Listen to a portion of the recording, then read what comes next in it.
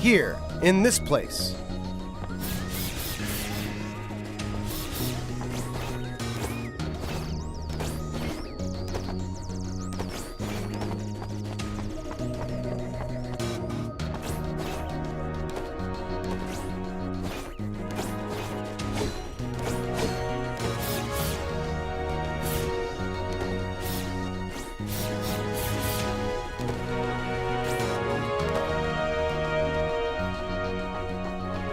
ICEY ignores the warehouse in the distance and continues to follow the arrow.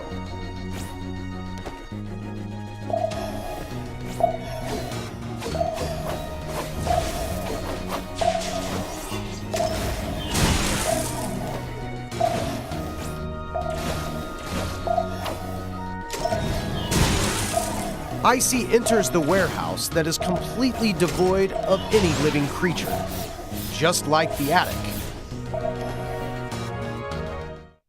Are you kidding me? Ugh. Again? Can't you just follow the arrow? At least once? Well, this level was never finished. Do you realize how much inconvenience I've suffered trying to make a successful game? A few flaws, a few bugs here and there. It's normal. Like this place. I never finished applying the colors. Don't look at me like that. I know what you're thinking.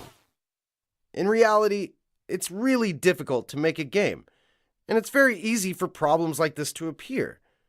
Just wait a minute. I know you don't trust me. I'll just have to show you.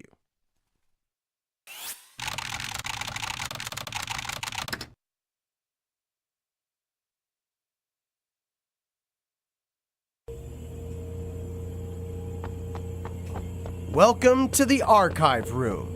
All of my prototypes are stored here. When making a good game, fun gameplay is of utmost importance. I've been iterating on prototypes for over 10 years. Can you believe it? That's an entire decade. Here, let me show you my first prototype. This is a very early version of the game. You could change to a long-range weapon so that you could use both melee and ranged attacks. But then I thought, who in their right mind would care for such an amazing weapon? No player would want it. Not a single one.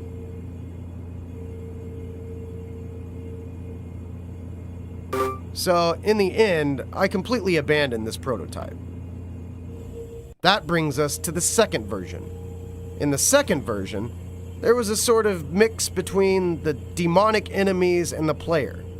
You could absorb the enemy's powers and use them for your own. But then I ran into a big problem: cost. Don't you think it would be a waste to spend so much time on making such a complicated game, only to run out of cash halfway through development?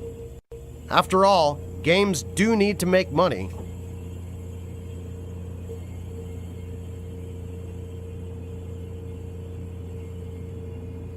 So I cut this version as well. Unknowingly, 10 years flew by in the blink of an eye. With all the effort I spent, I think a few scattered bugs or missing features are entirely acceptable. I just want you to understand me and empathize with me. I sacrificed so much trying to make this a fun experience for you. I spent 10 years of my youth on this. Even if you're not entirely enjoying the experience, don't you think you could give the game a 5-star rating? Like this. Besides, who's gonna dig this deep into a game? The visuals are stunning, buy it. The producer is famous, buy it. There are so many reviews, buy it. I thought that's all people considered when buying a new game. Like a machine spewing out cash. Do you really beat all the games you buy? Games are about entertainment. Don't place too much value on a few mishaps here and there.